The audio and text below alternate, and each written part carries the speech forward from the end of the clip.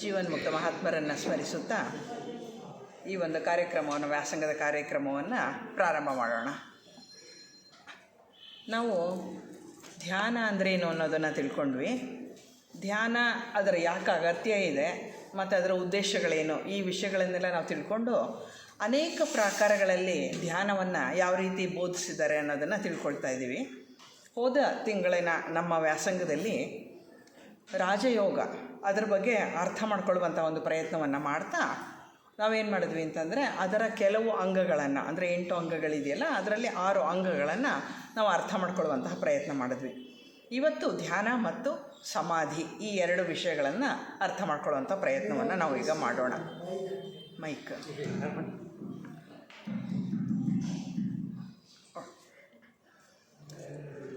ನಮ್ಮ ಮನಸ್ಸನ್ನು ಏಕಾಗ್ರ ಮಾಡುವಂತಹ ಒಂದು ಮುಖ್ಯವಾದಂತಹ ಗುರಿಗೆ ರಾಜಯೋಗ ಅಂತ ಹೆಸರು. ಅಂದರೆ ಮೊದಲು ನಮ್ಮ ಮನಸ್ಸನ್ನು ಒಂದು ವಿಷಯದಲ್ಲಿ ಅದನ್ನು ಹಿಡಿದು ಇಡುವಂತಹ ಒಂದು ಕಾರ್ಯ ನಡಿಬೇಕು.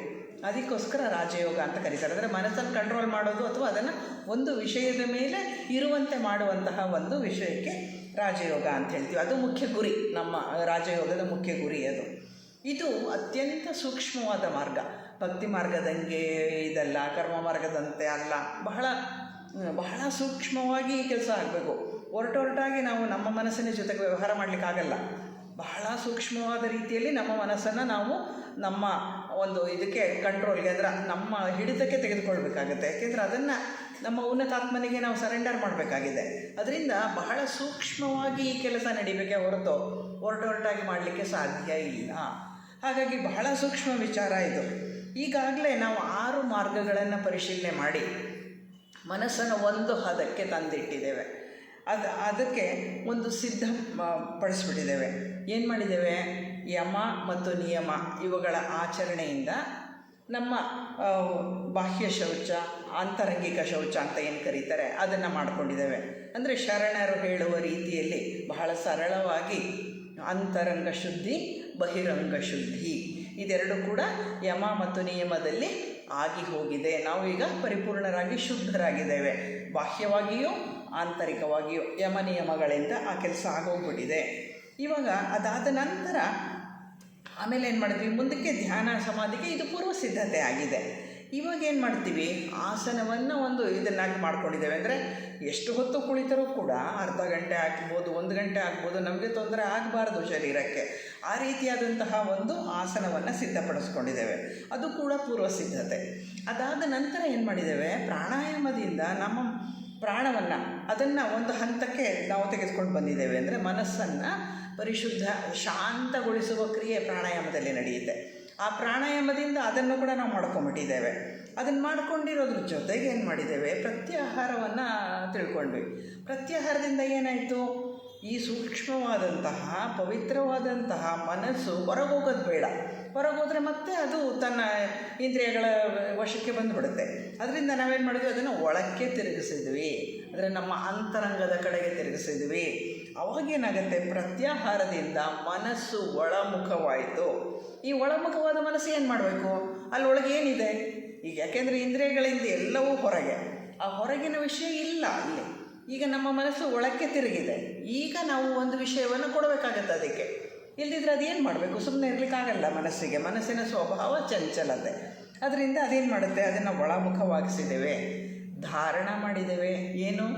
ಒಂದು ವಿಷಯವನ್ನು ಕೊಟ್ಟು ಅದರ ಸುತ್ತಲೇ ಆಲೋಚನೆಯ ಬಲೆಯನ್ನು ಹೆಣೆಯುವುದನ್ನು ಕಲಿಸಿದ್ದೇವೆ ಅದಕ್ಕೆ ಧಾರಣದಿಂದ. ಇದಿಷ್ಟು ಆಗ್ಬಿಟ್ಟಿದೆ.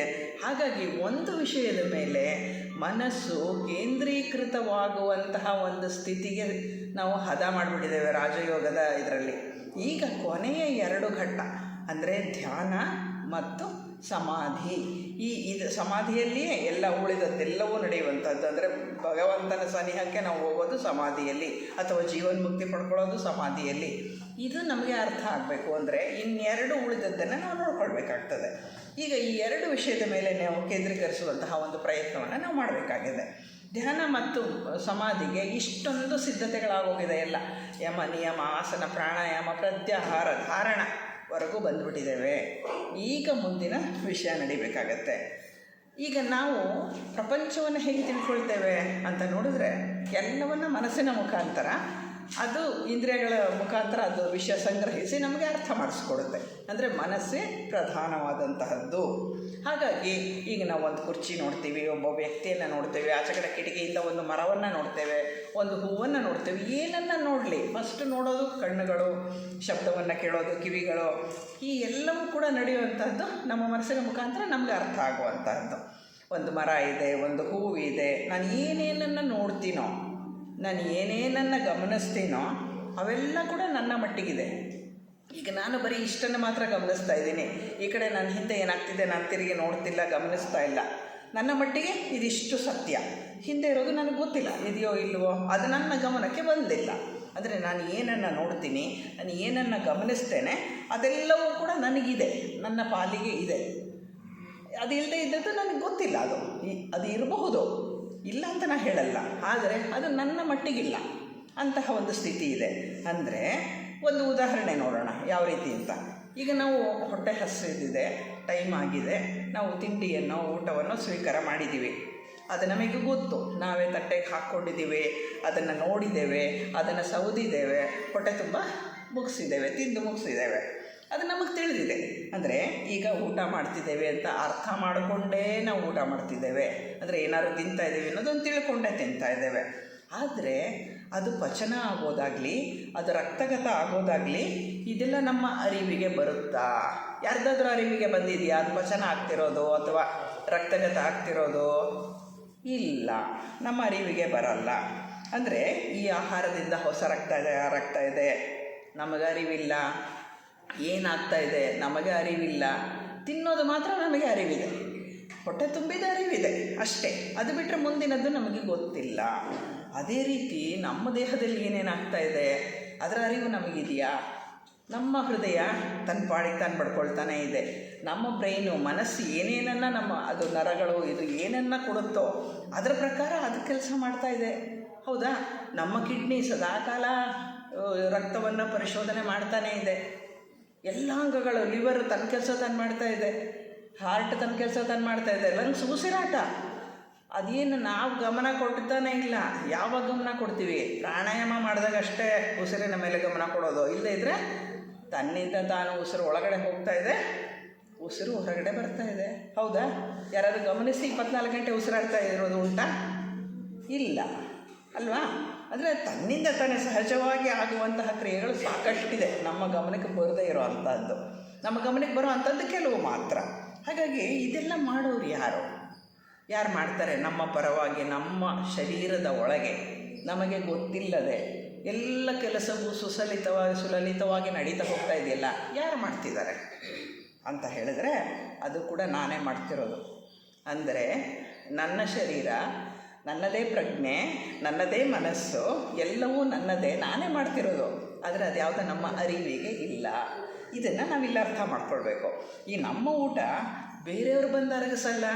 ಯಾರಾದರೂ ಬೇರೆಯವ್ರು ಬಂದು ನೀರಮ್ಮ ಸ್ವಲ್ಪ ಮಿಕ್ಸಿಗೆ ಹಾಕಿ ತಿರುಗಿಸಿ ಹೊಟ್ಟೆಗೆ ಹಾಕಿ ಅದೆಲ್ಲ ರಕ್ತಗತ ಮಾಡ್ತೀನಿ ಅಂತ ಹೇಳ್ತಾರಾ? ಇಲ್ಲ, ಯಾರೂ ಬೇರೆಯವ್ರು ಮಾಡೋಕ್ಕಾಗಲ್ಲ.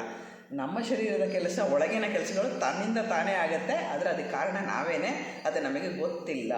ಸೂಕ್ಷ್ಮವಾಗಿ ನಾವು ಅರ್ಥ ಮಾಡಿಕೊಂಡಾಗ ಗೊತ್ತಾಗತ್ತೆ. ಹಾಗಾಗಿ ಬೇರೆಯವರು ಯಾರು ಬಂದು ನಮ್ಮ ಹೃದಯನ ಹಿಸ್ಕಿ ಅದನ್ನು ಪಂಪ್ ಮಾಡ್ತಾರಾ ಪ್ರತಿಕ್ಷಣನೂ? ಇಲ್ಲ, ತನ್ನ ಪಾಡಿಗೆ ತಾನು ನಡೀತದೆ. ನಮ್ಮ ಹೃದಯ, ನಮ್ಮ ಕಿಡ್ನಿ, ಪ್ರತಿಯೊಂದು ಅಂಗಾಂಗಗಳು ಕೂಡ ತನ್ನ ಕೆಲಸವನ್ನು ತಾನು ಸಲೀಸಾಗಿ ಮಾಡ್ಕೊಂಡು ಹೋಗುತ್ತೆ. ನಮ್ಮ ಅರಿವಿಗೆ ಅದು ಬರೋದಿಲ್ಲ. ಅಂತಹ ಒಂದು ಕ್ರಿಯೆ ನಡೀತದೆ.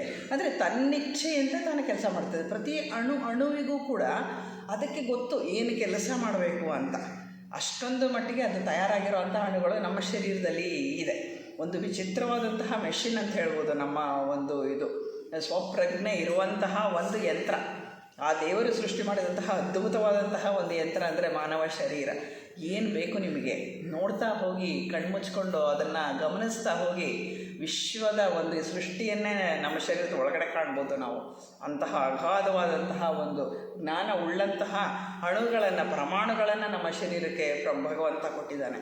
ಇದೆಲ್ಲ ನಮಗೆ ಗೊತ್ತಿಲ್ಲ. ಒಂದು ಸ್ವಲ್ಪ ಜೀವನದಲ್ಲಿ ಏನಾದರೂ ಏರುಪೇರಾದರೆ ಎಷ್ಟು ಸೋತು ಹೋಗ್ತೇವೆ ನಾವು.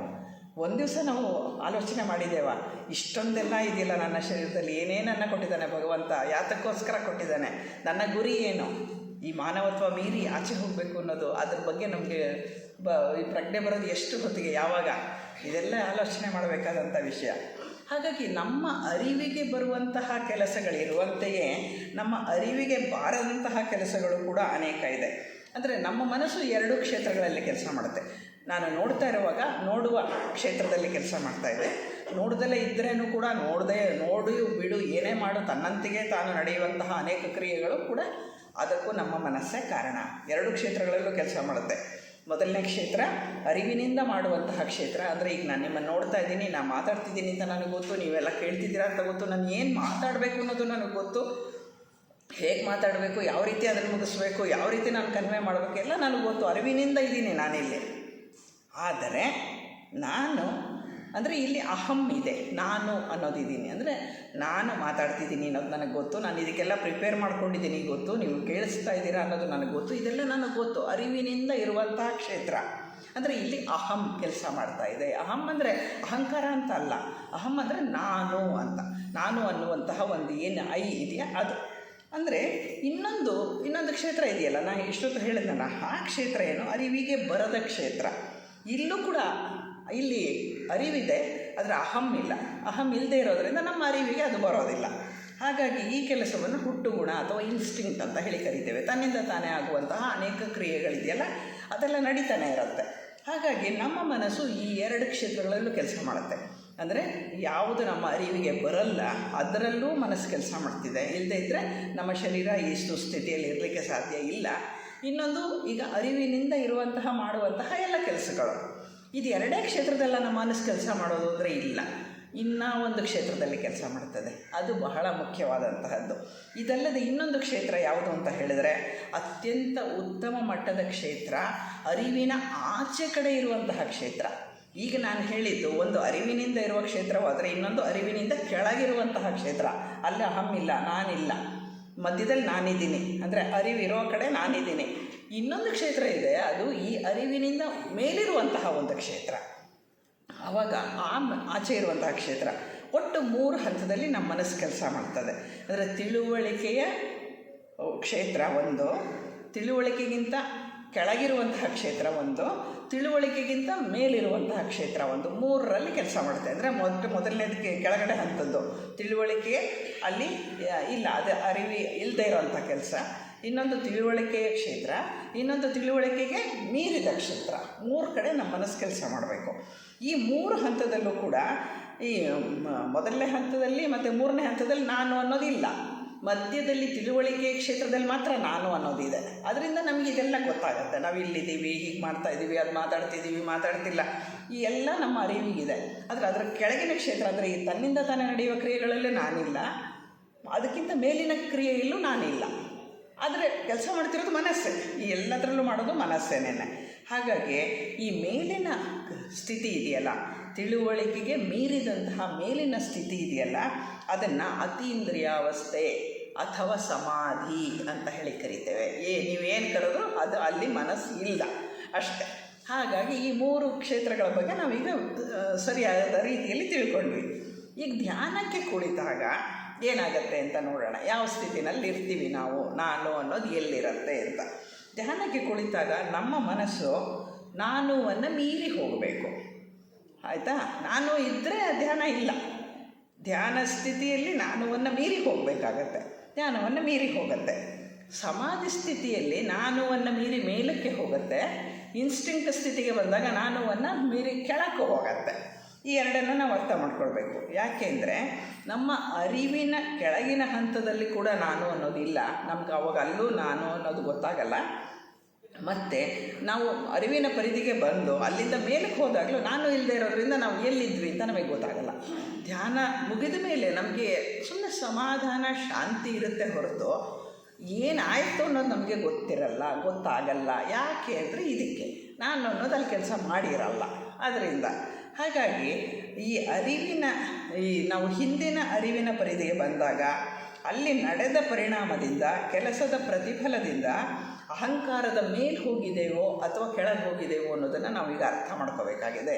ಅಂದರೆ ಧ್ಯಾನ ಕಾಲದಲ್ಲಿ ನಾನು ಮೇಲಕ್ಕೆ ಹೋದ್ನ ಅಥವಾ ಕೆಳಗೆ ಹೋದ್ನ, ಕೆಳಗಿನ ಸ್ಥಿತಿ ಯಾವುದು ಅನ್ನೋದನ್ನು ಹೇಳ್ತೀನಿ ನಾನು. ಈಗ ನಾವು ನಿದ್ರೆ ಮಾಡ್ತಾಯಿದ್ದೀವಪ್ಪ, ರಾತ್ರಿ ಅಚ್ಚುಕಟ್ಟಾಗಿ ನಿದ್ದೆ ಬಂತು, ಹೌದಾ? ಆವಾಗ ಯಾವ ಕ್ಷೇತ್ರದಲ್ಲಿ ಇರ್ತೀವಿ ನಾವು? ಅಲ್ಲಿ ನಾನು ಇಲ್ವಲ್ಲ, ನಾನು ನಿದ್ದೆ ಮಾಡ್ತಿದ್ದೀನಿ ಅಂತ ಎಚ್ಚರವಾಗಿ ನಾನು ಇದನ್ನೆಲ್ಲ ನೋಡಲಿಕ್ಕೆ ಆಗ್ತದಾ? ಇಲ್ಲ. ನಾನು ನಿದ್ರೆ ಮಾಡುವಾಗ ನನ್ನ ಅರಿವು ಮನಸ್ಸಿದೆಯಲ್ಲ, ಅದು ಕೆಳಗಿನ ಸ್ಥಿತಿಗೆ, ಅರಿವಿನಿಂದ ಕೆಳಗಿನ ಸ್ಥಿತಿಯಲ್ಲಿ ಇರ್ತದೆ. ಹಾಗಾಗಿ ನಮಗೆ ಅಲ್ಲಿ ನಿದ್ದೆನಲ್ಲಿ ಏನಾಯಿತು ಅಂತ ನಮಗೆ ಗೊತ್ತಿಲ್ಲ. ಚೆನ್ನಾಗಿ ನಿದ್ದೆ ಆಯ್ತಪ್ಪ, ಹಾಯಾಗಿ ನಿದ್ದೆ ಬಂತು ಅನ್ನೋದು ಒಂದೇ ನಮಗೆ ಗೊತ್ತಿರೋ ಪದ. ಕೆಲವು ಕನಸು ಬಿದ್ದಿರುತ್ತೆ, ಮರೆತು ಹೋಗಿರುತ್ತೆ ಅಷ್ಟೇ. ಕನಸು ಬಿದ್ದೇ ಬೀಳುತ್ತೆ, ಆದರೆ ಅದು ಮರೆತು ಹೋಗಿರುತ್ತೆ, ಅದು ನಮಗೆ ಜ್ಞಾಪಕಕ್ಕೆ ಬರಲ್ಲ. ಎಲ್ಲ ಕೆಲವು ಸರ್ತಿ ತುಂಬ ಅದು ಭಯಾನಕವಾಗಿದ್ದರೆ ಅಥವಾ ತುಂಬ ಅಪ್ಯಾಯಮಾನವಾಗಿದ್ದರೆ ಮಾತ್ರ ಎಚ್ಚರ ಆಗುತ್ತೆ, ಒಳ್ಳೆ ಕನಸು ಬಿತ್ತು, ಮತ್ತೆ ಮಲ್ಕೊಂಡ್ಬಿಡ್ತೀವಿ. ಇದು ನಡೆಯುವಂಥ ಕೆಲಸ. ಅಂದರೆ ನಿದ್ರೆಯಲ್ಲಿ ನಮ್ಮ ದೇಹ ಏನಾಗಿದೆ, ಉಸಿರಾಟ ಏನಾಗಿದೆ, ನಿಂತೋಗಿದೆಯಾ? ಇಲ್ಲ, ಉಸಿರಾಡ್ತಾ ಇದ್ದೀವಿ. ನಮ್ಮ ಲಿವರು ಬೆಳಗ್ಗೆ ಹೊತ್ತು ಹೊಟ್ಟೆ ಹಸ್ಬಿಟ್ಟಿರ್ತೀವಿ ತಾನೆ, ರಾತ್ರಿ ಊಟ ಮಾಡ್ತಾನೆ ಮಲ್ಕೊಂಡಿರ್ತೀರ. ಅಂದರೆ ಲಿವರ್ ಕೆಲಸ ಮಾಡಿದೆ ಅಲ್ವಾ? ಎಲ್ಲವೂ ಕೆಲಸ ಮಾಡಿದೆ. ನಮ್ಮ ಹಾರ್ಟ್ ಹೊಡ್ಕೊತಾ ಇತ್ತಲ್ವಾ? ಹೌದು. ನಮ್ಮನ್ನ ಉಸಿರಾಡ್ತಾ ಇದ್ವಲ್ವಾ? ಹೌದು. ನಿಧಾನವಾಗಿ ಆದರೂ ಎಲ್ಲ ಕೆಲಸಗಳು ಅಚ್ಚುಕಟ್ಟಾಗಿ ಚಾಚು ತಪ್ಪದೆ ನಡೆದು ಹೋಗಿದೆ. ಅಂದರೆ ಹೃದಯ ಬಡಿತ, ಉಸಿರಾಟ, ಅಂಗಗಳ ಚಲನೆ. ಒಂದು ಸೊಳ್ಳೆ ಕಚ್ಚಿತು ಅಂತ ಇಟ್ಕೊಳ್ಳಿ ನಿದ್ದೆಗಣ್ಣಲ್ಲಿ, ಏನು ಮಾಡ್ತೀವಿ ನಾವು? ಪಟ್ ಅಂತ ಹೊಡೆದ್ಬಿಟ್ಟು ಮತ್ತೆ ಹಂಗೆ ನಿದ್ದೆ ಹೋಗ್ಬಿಡ್ತೀವಿ. ಬೆಳಗ್ಗೆ ಎಚ್ಚರ ಆದಮೇಲೆ ಸೊಳ್ಳೆನ ಹೊಡೆದಿದ್ದು ಗೊತ್ತಾಗುತ್ತಾ ನಿಮಗೆ? ಇಲ್ಲ. ಇನ್ಸ್ಟಿಂಕ್ಟಾಗಿ, ಅಂದರೆ ನೀವು ಎಚ್ಚರವಾಗಿಲ್ವಾ? ಸೊಳ್ಳೆ ಕಚ್ಚಿದ್ದು ಹೆಂಗೆ ಗೊತ್ತಾಯ್ತು ನಿಮಗೆ? ಗೊತ್ತಾಯಿತು. ಅದನ್ನು ಒಂದು ಹೊಡೆದ್ರಿ, ಮತ್ತೆ ಮಲ್ಕೊಂಡಿದ್ದೆ ಮಾಡಿದ್ರಿ, ಹೌದಾ? ಅಂದರೆ ಅಲ್ಲಿ ಮನಸ್ಸು ಕೆಲಸ ಮಾಡ್ತಿದೆ, ಆದರೆ ಅರಿವಿನ ಪರಿಸ್ಥಿತಿ ಅಲ್ಲ ಅದು. ಅಂದರೆ ಅರಿವಿನಿಂದ ಕೆಳಗಿನ ಸ್ಥಿತಿಗೆ ಹೋಗಿದ್ದೀರ. ಆದರೆ ಯಾವುದು ಪ್ರಜ್ಞಾಪೂರ್ವಕವಾಗಿರಲ್ಲ ನಿದ್ರೆ ಟೈಮ್ನಲ್ಲಿ. ನಿದ್ದೆಯಿಂದ ಎಚ್ಚೆತ್ತ ಮೇಲೆ ಏನಾಗುತ್ತೆ ಅಂತ ಯೋಚನೆ ಮಾಡಿ ನೋಡಿ. ಈಗ ಹಿಂದಿನ ದಿವಸ ರಾತ್ರಿ ಮಲಗುವಾಗ ನಾವು ಎಷ್ಟನ್ನು ಓದಿ ತಿಳ್ಕೊಂಡಿದ್ದೀವಿ, ಏನು ಜ್ಞಾನ ಪಡ್ಕೊಂಡಿದ್ದೀವಿ, ಎಷ್ಟು ವಿದ್ಯಾವಂತರು, ಎಷ್ಟು ಜ್ಞಾನವಂತರು, ಏನು ನೀವು, ಅದು ಮಾತ್ರವೇ ಉಳಿದಿರುತ್ತೆ. ಅದಕ್ಕಿಂತ ಎಕ್ಸ್ಟ್ರಾ ಏನಾದರೂ ಆಗಿರುತ್ತಾ? ನಿದ್ದೆ ಮಾಡಿ ಎದ್ದಾಗ ನೀವೇ ತಾನೇ, ನೀವೇನು ಬದಲಾಗಿರಲ್ಲ. ಬದಲಾಗಿರ್ತೀರಾ? ಇಲ್ಲ. ಅರಿವಿನ ಪರಿಧಿಯಿಂದ ಕೆಳಕ್ಕೆ ಬರ್ತೀರ ಪ್ರತಿ ರಾತ್ರಿ. ಎಚ್ಚೆತ್ತ ಮೇಲೆ ಅಂದರೆ ಅರಿವಿಗೆ ಬಂದಾಗ ಅದೇ ನೀವೇ, ಹಳೇ ನೀವೇ. ಅದನ್ನು ಬಿಟ್ಟು ಬೇರೆ ಏನಿಲ್ಲ. ನೀವು ರಾತ್ರಿ ಯಾವ ಸ್ಥಿತಿಯಲ್ಲಿ ಮಲಗಿದ್ದೀರಾ ಅದೇ ಸ್ಥಿತಿಯಲ್ಲಿ ನಿಮಗೆ ಬೆಳಗ್ಗೆ ಎಚ್ಚರ ಆಗ್ತದೆ. ಬೇರೆ ಯಾವ ರೀತಿಯಲ್ಲೂ ನಿಮಗೇನು ತೊಂದರೆ ಇಲ್ಲ. ಅದೇ ರೀತಿ ಅದೇ ಮನುಷ್ಯನೇ ನೀವು ಆಗಿರ್ತೀರ. ಇದು ಇರುವಂತಹದ್ದು. ನಿದ್ರೆ ಮಾಡುವ ಮುಂಚೆ ಎಷ್ಟು ಜ್ಞಾನ ಇತ್ತೋ ಅಷ್ಟೇ ಜ್ಞಾನ ನಿದ್ರೆಯ ನಂತರ ಕೂಡ ಇರ್ತದೆ. ಆದರೆ ಧ್ಯಾನ ಕಾಲದಲ್ಲಿ ಅರಿವಿನ ಪರಿಧಿಯನ್ನು ದಾಟಿ ಮೇಲಕ್ಕೆ ಹೋದರೆ ಏನಾಗುತ್ತೆ? ಸಮಾಧಿ ಸ್ಥಿತಿ ಅಂತ ನಾವೇನು ಕರಿತೇವೆ, ಆ ಸ್ಥಿತಿಗೆ ಹೋದಾಗ ಏನಾಗಿರ್ತೇವೆ ಅದನ್ನು ನೋಡೋಣ. ಮೇಲಕ್ಕೆ ಹೋದಾಗ ಏನಾಗುತ್ತೆ ಅಂದರೆ ಹೆಚ್ಚಿನ ಜ್ಞಾನಿಗಳಾಗ್ತೇವೆ, ಪರಮಾನಂದದ ಸ್ಥಿತಿಯನ್ನು ಮುಟ್ಟಿ ಬಂದಿರ್ತೇವೆ, ಎಷ್ಟು ಅಗಾಧ ಜ್ಞಾನದ ಒಂದು ಇದನ್ನು ತಗೊಂಡು ಬಂದಿರ್ತೇವೆ. ಅಂದರೆ ನಾವು ನಿದ್ರೆ ಮಾಡಿ ಎಚ್ಚೆತ್ತಾಗ ಹೆಂಗಿರ್ತೀವೋ ಹಾಗೇ ಇರ್ತೇವೆ. ಆದರೆ ಧ್ಯಾನದಲ್ಲಿ ಸಮಾಧಿ ಸ್ಥಿತಿಗೆ ಹತ್ತಿ ಹಿಂತಿರುಗಿದಾಗ ಜ್ಞಾನಿಗಳಾಗಿರ್ತೇವೆ. ಇದು ವ್ಯತ್ಯಾಸ. ಅದೇ ಮನಸ್ಸೇ, 3 ಕಡೆಯೂ ಕೆಲಸ ಮಾಡ್ತಿರೋದು ಅದೇ ಮನಸ್ಸೇ. ಕೆಳಗಿನ ಮನಸ್ಸು, ಮಧ್ಯದಲ್ಲಿರುವಂತಹ ಪ್ರಜ್ಞಾಪೂರ್ವಕ ಮನಸ್ಸು, ಅದಾದ ಮೇಲೆ ಆಚೆಗೆ ಪರಿಧಿಯಲ್ಲಿರುವಂತಹ ಮನಸ್ಸು, ಸಮಾಧಿ ಸ್ಥಿತಿಗೆ ಹೋದ ಮನಸ್ಸು. ಇದು 3ಕ್ಕೆ ಇರುವಂತಹ ವ್ಯತ್ಯಾಸವನ್ನು ರಾಜಯೋಗದಲ್ಲಿ ನಮಗೆ ಚೆನ್ನಾಗಿ ಹೇಳಿಕೊಡ್ತಾರೆ. ಅದನ್ನು ಅರ್ಥ ಮಾಡ್ಕೊಳ್ಬೇಕು.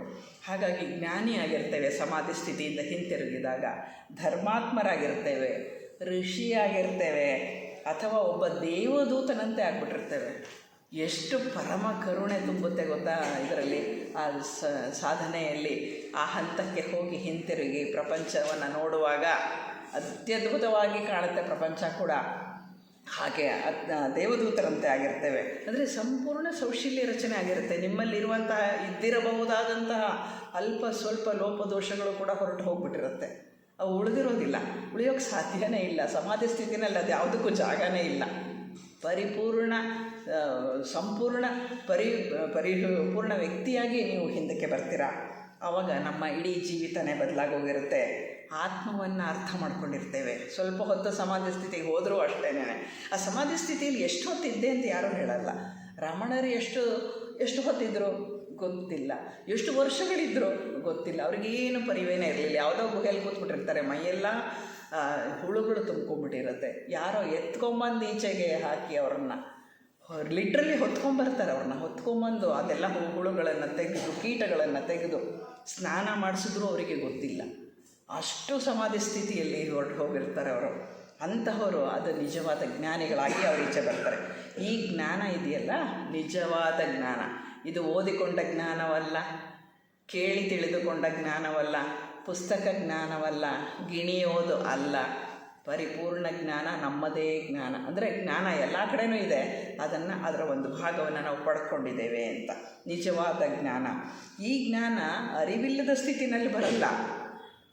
ಅರಿವಿರುತ್ತೆ, ಅಲ್ಲಿ ಅರಿವಿದ್ರೇ ಬರಲಿಕ್ಕೆ ಸಾಧ್ಯ. ಅರಿವು ಅಂದ್ರೇ ಅದು. ಹಾಗಾಗಿ ಜಾಗೃತಾವಸ್ಥೆಯಲ್ಲಿದ್ದ ಮನಸ್ಸಿನ ಯುಕ್ತಿಯಿಂದ ಬರಲ್ಲ ಇದು.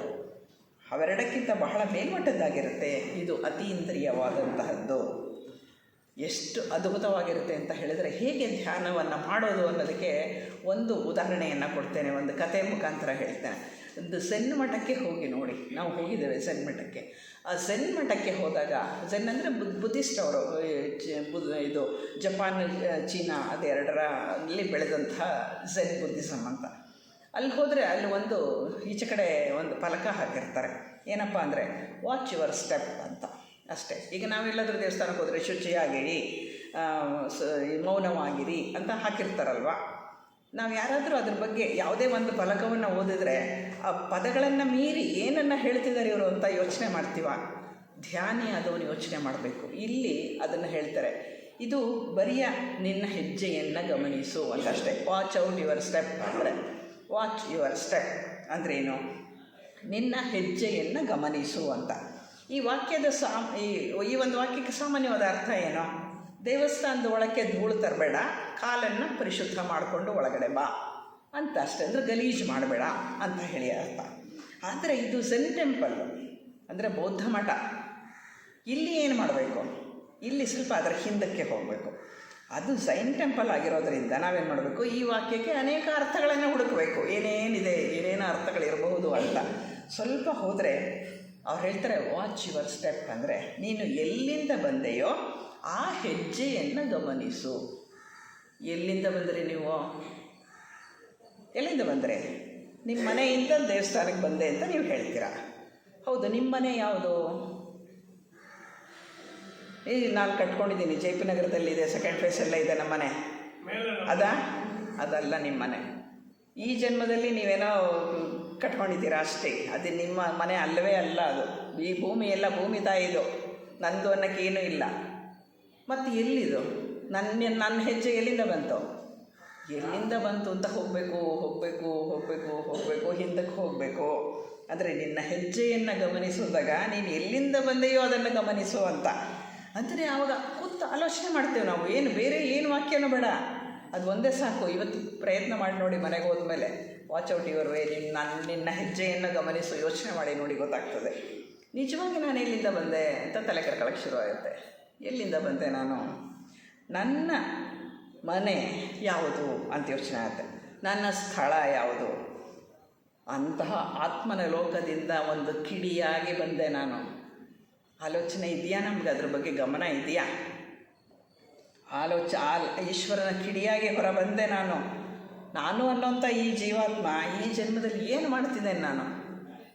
ಮುಂದಕ್ಕೆ ಹೋಗ್ತಾ ಇದ್ದೀನಾ? ಪರಮಾತ್ಮನ ನೋಡಬೇಕು ಅನ್ನೋ ಆಸೆ ಅಥವಾ ಅವನಲ್ಲಿ ಸೇರಬೇಕು ಅನ್ನೋ ಆಸೆ ಇದೆ ನನಗೆ, ಇಲ್ಲ ಅಂತಲ್ಲ. ಇಲ್ಲದೇ ಇದ್ದರೆ ಇಷ್ಟು ಜನ ಇಲ್ಲಿ ಸೇರ್ತಾ ಇರಲಿಲ್ಲ. ಇದು ನಾನು ಮಾಡ್ತಾ ಇದ್ದೀನ ಸರಿಯಾಗಿ? ಆ ಹಿಂದಿನ ದಾರಿಯನ್ನು ಹುಡ್ಕೊಂಡು ಹೋಗ್ತಾ ಇದ್ದೀನ? ಏನು ಮಾಡ್ತಿದ್ದೇನೆ? ಈ ದುಃಖ, ನೋವು, ಸಂಕಟಗಳಲ್ಲಿ ಸಿಕ್ಕಾಕೊಂಡಿಲ್ವಾ? ಯೋಚನೆ ಮಾಡಿ ನೋಡಿ. ಯಾರಿಗಾದರೂ ದುಃಖದಿಂದ, ಸಂಕಟದಿಂದ ಬಿಡುಗಡೆ ಇದೆಯಾ? ಎಲ್ಲರ ಮನೆಯಲ್ಲೂ ಪ್ರಾಬ್ಲಮ್ ಅನ್ನೋದು ಇದ್ದೇ ಇದೆ ಅಲ್ವಾ? ಯಾರು ಸಮಸ್ಯೆನೇ ಇಲ್ಲ ಅನ್ನೋಂಥವ್ರು ಯಾರು ಇದ್ದೀರಾ? ಯಾರು ಇರೋಕ್ಕೆ ಸಾಧ್ಯ ಇಲ್ಲ. ಹುಟ್ಟಿದ ಮೇಲೆ ಕರ್ಮಾನುಸಾರ ಬಂದ ಸಮಸ್ಯೆಗಳಿಗೆ ನಾವು ಅದನ್ನು ಅನುಭವಿಸ್ಲೇಬೇಕಾಗ್ತದೆ. ಹಾಗಾಗಿ ಎಷ್ಟು ನೋವು ಸಂಕಟಗಳಲ್ಲಿ ನಾವು ಸಿಕ್ಕಾಕೊಂಡಿದ್ದೇವೆ. ನಮ್ಮ ಒರಿಜಿನಲ್ ಮನೆಯಲ್ಲಿ ಏನಿತ್ತು, ಏನಿದೆ? ಪರಮ ಶಾಂತಿ ಇದೆ ಅಲ್ವಾ? ಅದು ಬಿಟ್ಟು ಇನ್ನೇನಿದೆ ಅಲ್ಲಿ? ಜ್ಞಾನ, ಶಾಂತಿ ಇವೇ ತಾನೇ ಇರೋದು. ಅಂತಹ ಮನೆಯಿಂದ ಬಂದು ನಾನಿಲ್ಲಿ ಸಿಗಾಕೊಂಡು ಇದೇ ನನ್ನ ಮನೆ ಅಂತ ಹೇಳಿ ಒದ್ದಾಡೋದು ಯಾತಕ್ಕೆ? ಹಿಂಗೆ ಹೋಗಬೇಕು ಯೋಚನೆ. ವಾಚ್ ಔಟ್ ಯುವರ್ ವೇ ಅಂದರೆ ನಿನ್ನ ಪಾದಗಳನ್ನು ನೀನು ನೋಡು ಅಂದರೆ ಎಲ್ಲಿವರೆಗೆ ಹೋಗಬೇಕು ಅಂದರೆ ಇಲ್ಲಿವರೆಗೂ ಹೋಗಬೇಕು. ಅಂದರೆ ಎಲ್ಲವೂ ಕೂಡ ನಮ್ಮ ಅಂತರಂಗದಲ್ಲಿ ಅಲೆ ಅಲೆಯಾಗಿ ಬರಬೇಕು. ಒಂದೊಂದು ಕೂಡ ಅಂದರೆ ನನ್ನ ಮನೆ ನಿಜವಾದ ಮನೆ ಯಾವುದು, ಹೌದಾ, ಇದು ಹೀಗ, ಅದು ಹಾಗ, ಈ ಎಲ್ಲವನ್ನು ಆಲೋಚನೆ ಮಾಡ್ತಾ ಮಾಡ್ತಾ ಮಾಡ್ತಾ ಎಲ್ಲಿಗೆ ಮುಟ್ತೀವಿ ನಾವು? ಈಶ್ವರನಲ್ಲಿಗೆ ಮುಟ್ತೇವೆ. ಈಶ್ವರನಿಂದ ಒಂದು ಕಿಡಿಯಾಗಿ ಬಂದಿದ್ದಕ್ಕೆ ಮುಟ್ತೇವೆ. ಆ ಕಿಡಿಯ ರೂಪದಲ್ಲಿ ಬಂದು ಈ ತೊಳಲಾಡ್ತಾ ಇದ್ದೀವಲ್ಲ, ಇದರಿಂದ ಬಿಡುಗಡೆ ಬೇಗ ಪಡ್ಕೋಬೇಕಲ್ವ ನಾವು. ಅದಕ್ಕೇನು ಸಾಧನೆ ಮಾಡಬೇಕು? ರಾಜಯೋಗದಲ್ಲಿ ಏನು ಹೇಳಿದ್ದಾರೆ, ಈ ವಿಷಯವನ್ನು ನಾವು ಆಲೋಚನೆ ಮಾಡಬೇಕಾಗ್ತದೆ. ಆವಾಗೇನಾಗುತ್ತೆ, ಅಲೆ ಅಲೆಯಾಗಿ ಪ್ರಾರಂಭವಾದಂತಹ ಒಂದು ಆಲೋಚನಾ ತರಂಗಗಳು ಈ ಒಂದು ಬರಿಯ ಒಂದು ಫಲಕ ನಮ್ಮನ್ನು ಎಲ್ಲಿವರೆಗೆ ಕರ್ಕೊಂಡೋಯ್ತು?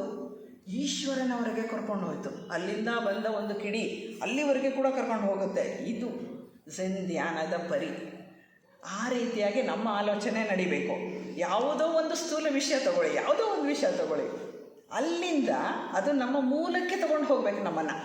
ಅಷ್ಟರ ಮಟ್ಟಿಗೆ ಅದು ಪವರ್ಫುಲ್ ಆಗಿರಬೇಕು. ಆ ಪವರ್ಫುಲ್ಲಾಗಿ ಯೋಚನೆ ಮಾಡುವ ಶಕ್ತಿ ನಮಗೆ ಬರಬೇಕು. ಅಂದರೆ ಸ್ಥೂಲ ವಿಷಯದಿಂದ ಉನ್ನತ ಹಂತಕ್ಕೆ ನಮ್ಮ ಮನಸ್ಸು ಏರ್ತಾ ಹೋಗಬೇಕು. ನಮ್ಮ ಆಲೋಚನೆಗಳ ಅಲೆಗಳು ಆ ರೀತಿಯಾಗಿ ಬಂದು ನಮ್ಮ ಮೂಲಕ್ಕೆ ಅದು ಕರ್ಕೊಂಡು ಹೋಗಬೇಕು. ಅವಾಗೇನಾಗುತ್ತೆ ಗೊತ್ತಾ, ನಮ್ಮ ಮನಸ್ಸು ಸಂಪೂರ್ಣ ಪರಿಶುದ್ಧವಾಗ್ತದೆ. ಇದು ಇಲ್ಲಿ ನಡೆಯಬೇಕಾದಂತಹ ಕ್ರಿಯೆ. ಧ್ಯಾನದಲ್ಲಿ ನಡೆಯೋ ಕ್ರಿಯೆ ಇದೇನೇನೆ. ಧ್ಯಾನ ಅಂದರೆ ಇದೆ ಏನು, ಯಾವುದೋ ಒಂದು ಸ್ಥೂಲ ವಿಷಯ ತಗೊಂಡು ಅದರ ಹಿಂದಕ್ಕೆ ಅಲೆ ಅಲೆಯಾಗಿ ಹೋಗ್ತಾ ನಮ್ಮ ಮೂಲವನ್ನು ಮುಟ್ಟಬೇಕು. ಇದು ಧ್ಯಾನದಲ್ಲಿ ನಡಿಬೇಕಾದಂತಹ ಕ್ರಿಯೆ. ಇದು ರಾಜಯೋಗ ಹೇಳುವಂತಹ ಕ್ರಿಯೆ. ಈ ಸ್ಥಿತಿಗೆ ನಾವು ಬರಬೇಕಾಗ್ತದೆ. ಒಂದು ವಿಷಯದ ಬಗ್ಗೆ ಚಿಂತನೆ ಮಾಡ್ತಾ ಮೂಲಭೂತ ವಿಷಯಕ್ಕೆ ಹೋಗಿ ನಿಲ್ಲುವುದು. ನಮ್ಮ ಇಂದ್ರಿಯಗಳು ಹೇಗೆ ಇತರರನ್ನು ನಮ್ಮಿಂದ ಬೇರೆ ಅಂತ ಬಿಂಬಿಸುತ್ತೆ ಅನ್ನೋದನ್ನು ಪರೀಕ್ಷೆ ಮಾಡಿ ನೋಡಬೇಕಾಗತ್ತೆ. ನಾನು ಬೇರೆ, ನೀವು ಬೇರೆ, ಎಲ್ಲಿದೆ ಬೇರೆ ಅನ್ನೋದು ಯೋಚನೆ ಮಾಡ್ತಾ ಹೋಗಿ, ಹಿಂದಕ್ಕೆ ಯೋಚನೆ ಮಾಡ್ತಾ ಹೋಗಿ. ಇದು ಧ್ಯಾನದಲ್ಲಿ ನಡಿಬೇಕಾದಂತಹ ಒಂದು ಕ್ರಿಯೆ. ಒಂದು ವಿಷಯವನ್ನು ನಾವು ಕೊಟ್ಕೊತೀವಿ ಮನಸ್ಸಿಗೆ, ಅದ್ರ ಹಿಂದಕ್ಕೆ ಹೋಗಬೇಕು, ಏನೇನಿದೆ ಅಂತ. ಎಲ್ಲಿವರೆಗೆ ತಲುಪಬೇಕು ಅಂದರೆ ಮೂಲಭೂತವಾದ ವಿಷಯಕ್ಕೆ ನಾವು ತಲುಪಬೇಕಾಗತ್ತೆ. ಹಾಗೆ ನಾನು ಅಂದರೆ ಯಾರು, ಪ್ರತ್ಯೇಕತೆಗೆ ಅವಕಾಶ ಇದೆಯಾ ಇಲ್ಲಿ, ಹೀಗೆ ಪ್ರತಿಯೊಂದು ಕೂಡ ಆಲೋಚನೆಗಳ ಹರಿಯುವಿಕೆಯಲ್ಲಿ ನಾವು ಸಮಸ್ಯೆಯನ್ನು ಹಿಂಜಿ ನೋಡ್ತಾ ಹೋಗಬೇಕಾಗತ್ತೆ. ಯಾವುದೇ ಸಮಸ್ಯೆ ಬರಲಿ, ಆ ಸಮಸ್ಯೆಯನ್ನು ಎದುರಿಗಿಟ್ಕೊಂಡು ಅದನ್ನು ಹಿಂಜುತ್ತಾ ಹೋಗಿ, ಹಿಂಜುತ್ತಾ ಹತ್ತಿಯನ್ನು ಹಿಂಚ್ತಾರೆ ಅಂತ ಹೇಳ್ತಾರಲ್ವ. ಬತ್ತಿ ಮಾಡಬೇಕಾದ್ರೆ ಗುಂಡಿಗಿರೋ ಆ ಹತ್ತಿಯನ್ನು ಹಿಂಚುತ್ತಾರೆ. ಆ ಬೀಜ ತೆಗೆದು, ಗಲೀಜು ತೆಗೆದು, ಎಲ್ಲ ತೆಗೆದು ಆಮೇಲೆ ಅದನ್ನು ಹದ ಮಾಡಿ, ಆಮೇಲೆ ಉದ್ದ ಮಾಡಿ ಬತ್ತಿಯನ್ನು ಮಾಡ್ತಾರೆ. ಆ ರೀತಿಯಾಗಿ ನಮ್ಮ ಮನಸ್ಸನ್ನು ಹಿಂಚುತ್ತಾ ಹೋಗಬೇಕಾಗತ್ತೆ, ವಿಷಯವನ್ನು ಹಿಂಚುತ್ತಾ ಹೋಗಬೇಕಾಗತ್ತೆ. ನಮ್ಮ ಮನಸ್ಸು ಮಾಡುವಂಥ ಕೆಲಸ ಇದು. ಹಾಗಾಗಿ ಅಲ್ಲಿಂದ ಎಲ್ಲಿಗೆ ಸಾಗ್ತೀವಿ ನಾವು ಅಂದರೆ ಏಕತೆಯ ಕಡೆಗೆ ಸಾಗ್ತೀವಿ. ಇದು ಧ್ಯಾನದಲ್ಲಿ ನಡೆಯುವಂತಹ ಒಂದು ಕ್ರಿಯೆ. ಹೀಗೆ ಯಾವುದೇ ಸಬ್ಜೆಕ್ಟನ್ನು ತಗೊಂಡ್ರೂ ಕೂಡ ಈ ರೀತಿಯಾಗಿ ನಾವು ಹತ್ತಿಯನ್ನು ಹಿಂಜುತ್ತಾ ಹೋಗಬೇಕಾಗತ್ತೆ. ಹೋಗಿದರೆ ನಾವು ತಲುಪೋದು ಎಲ್ಲಿಗೆ? ಹತ್ತಿಯ ಒಂದು ಪರಮಾಣುವಿಗೆ. ಆ ಪರಮಾಣು ಎಲ್ಲಿದೆ? ನಮ್ಮ ಆತ್ಮನಲ್ಲಿದೆ. ಇಲ್ಲಿವರೆಗೆ ತಲುಪಬೇಕು ನಾವು. ಇದು ನಿಜವಾದ ಧ್ಯಾನ. ಅಲ್ಲಿಗೆ ತಲುಪ್ತೀವಿ.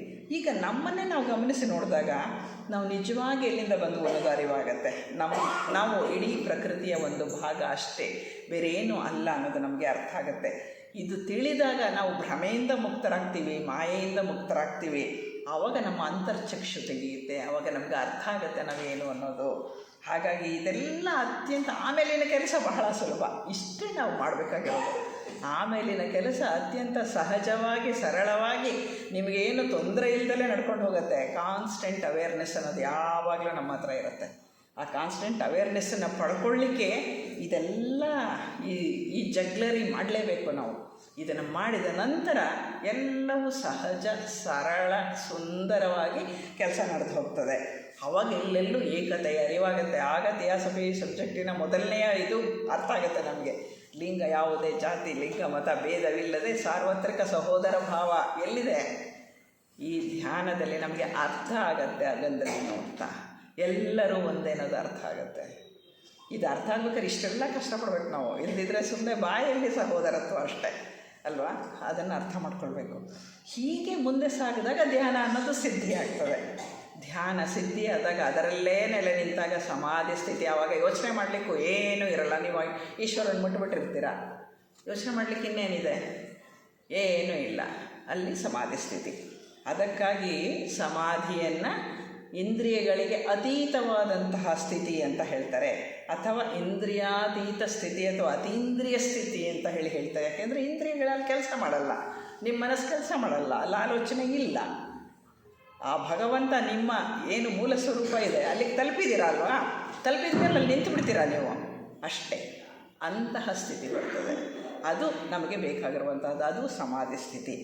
ಸಮಾಧಿ ಸ್ಥಿತಿನಲ್ಲಿ ಏನಾಗ್ತದೆ, ನಮ್ಮ ಮನಸ್ಸಿನ ಸ್ಥಿತಿ ಹೇಗಿರ್ತದೆ ಅದನ್ನು ಕೇಳಿ ತಿಳ್ಕೊಳ್ಳೋಣ. ಯಾಕೆಂದರೆ ನಾವು ಸಮಾಧಿ ಹೋಗಿ ಬಂದವರಲ್ವಲ್ಲ.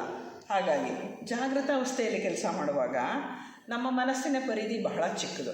ಈಗ ನಮಗೆ ಎಷ್ಟು ಕಾಣ್ತದೆ ಇಷ್ಟೇ ಮನಸ್ಸಿನ ಪರಿಧಿ. ಒಂದು ಸಣ್ಣ ವೃತ್ತ ರಚನೆ ಮಾಡಿಕೊಂಡು ಅದರಲ್ಲೇ ಕೆಲಸ ಮಾಡುತ್ತೆ. ಅದರಲ್ಲಿ ನಾನು ಕೇಂದ್ರ, ಇವರು ಹಾಗೆ, ಇವರು ಹೀಗೆ, ಇವರು ಇದ್ದಾರೆ, ಅವರಿದ್ದಾರೆ.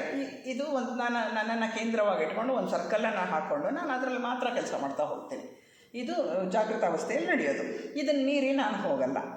ಒಂದು ಕೋಣ ಅಥವಾ ಎತ್ತನ್ನು ಗಾಣಕ್ಕೆ, ಹಿಂದಿನ ಕಾಲದಲ್ಲಿ ಆ ಥರದ ಗಾಣ ಇರ್ತಾಯಿತ್ತು, ಮಧ್ಯದಲ್ಲಿ ಎಣ್ಣೆ ಗಾಣ, ಅದು ಮರದ್ದು ಇದು, ಅದಕ್ಕೆ ಒಂದು ಕೋಣನೋ ಎತ್ತನೋ ಕಟ್ತಾರೆ. ಅದು ರೌಂಡ್ ಹೊಡಿತಾ ಇರುತ್ತೆ, ಹಿಂಗೆ ಅದು ತಿರುಗುತ್ತಾ ಇರುತ್ತೆ, ಹಾಗಾಗಿ ಎಣ್ಣೆ ಬರ್ತಾ ಇರುತ್ತೆ. ಇದು ನಡೆಯುವಂತಹ ಕ್ರಿಯೆ. ಈ ಗಾಣ ಸಂಜೆ ಆಗತ್ತೆ ಸಾಕು ಅಂತ ಹೇಳಿ ಅದನ್ನು ಬಿಟ್ಬಿಡ್ತಾರೆ ಎತ್ತನ್ನು. ಅದಕ್ಕೆ ಹುಲ್ಲು ಗಿಲ್ಲು ಹಾಕ್ತಾರೆ, ತಿಂದ್ಬಿಡುತ್ತೆ. ತಿಂದ ಮೇಲೆ ಏನು ಮಾಡುತ್ತೆ, ಅಭ್ಯಾಸ ಬಲ ಏನು ಮಾಡುತ್ತದು, ಎದ್ದುಬಿಟ್ಟು ಮತ್ತೆ ರೌಂಡ್ ಹಾಕ್ತಾನೇ ಇರುತ್ತೆ. ಯಾಕೆಂದರೆ ಅಭ್ಯಾಸ ಆಗ್ಬಿಡಿದೆ ಅದಕ್ಕೆ ರೌಂಡ್ ಹಾಕೋದು. ನಮ್ಮ ಮನಸ್ಸು ಇದೇ ಕತೆ, ಇಷ್ಟೇ.